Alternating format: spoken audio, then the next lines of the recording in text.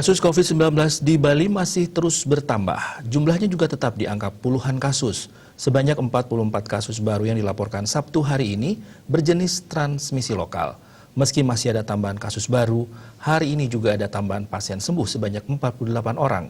Sehingga secara total, sebanyak 3.532 pasien COVID-19 telah dinyatakan sembuh.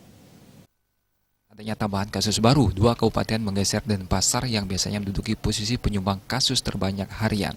Kedua kabupaten tersebut adalah Tabanan dan Bangli yang sama-sama melaporkan 9 tambahan warga positif COVID-19, disusul Klungkung dengan 7 kasus baru.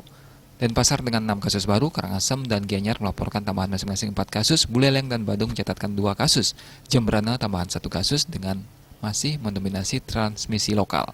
Kumulatifnya mencapai 3.633 orang atau 90,29%.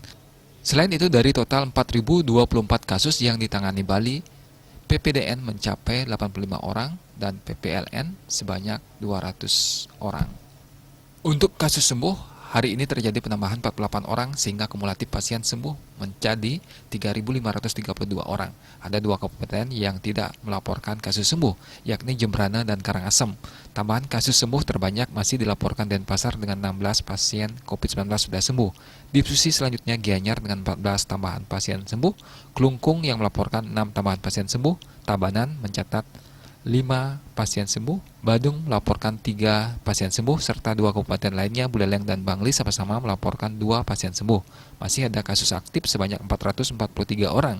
3 besar kabupaten kota yang masih tinggi kasus aktifnya adalah Denpasar 92 orang, Badung 64 orang, Karangasem 50 orang. Selain itu, terdapat 5 kabupaten yang kasus aktifnya masih mencapai puluhan, yakni Gianyar dan Bangli sama-sama memiliki 49 kasus aktif.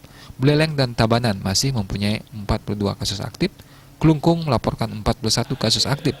Sedangkan Jembrana masih terdapat 14 kasus. Kasus meninggal berjumlah 49 orang, rinciannya 47 WNI dan 2 WNA. Terdapat 3 besar yang paling banyak mencatatkan kasus kematian, yaitu Denpasar 18 orang, Badung 12 orang, dan Karangasem 8 orang. Sementara itu Gianyar melaporkan kasus meninggal sebanyak 6 orang. 3 kabupaten yakni Tabanan, Buleleng, dan Bangli sama-sama melaporkan 2 warga meninggal karena COVID-19, sedangkan Klungkung mencatatkan 1 orang meninggal.